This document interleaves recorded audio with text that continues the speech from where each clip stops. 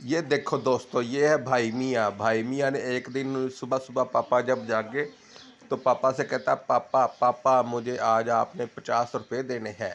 पापा कहते क्यों? तो भाई मियाँ कहता म्यूँ। बिल्ली करे म्यू। बिल्ली करे म्यूँ। भाई मियाँ कहता बिल्ली करे म्यूँ, तो बिल्ली करती है म्यूँ म्यूँ म्यूँ। अब भाई मियाँ का भाई जो है वो भी कह रहा है 50 चाहिए, 50 चाहिए, 50 चाहिए। गंदी गंदी चीज़ें खरीदनी इन्होंने, गंदी गंदी इसलिए चीज़ें। इसको मैं थप्पड़ मार ली जा। पहले भाई मियाँ पोएम सुनाएंगे हम जो इन्होंने लिखी है। जल्दी से सुना, जल्दी से कॉपी पकड़, कॉपी पकड़, कॉपी। तो फिर ये जल्दी से हम सुनाएंगे और फिर हम इनको 50 रुपीज़ देंगे।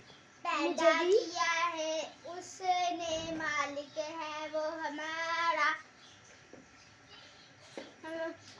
फल फूल इसी की जमीन से फूटे और हमने खुशी से मजे फूटे और हमने मजे से इन नेमतों के लूटे।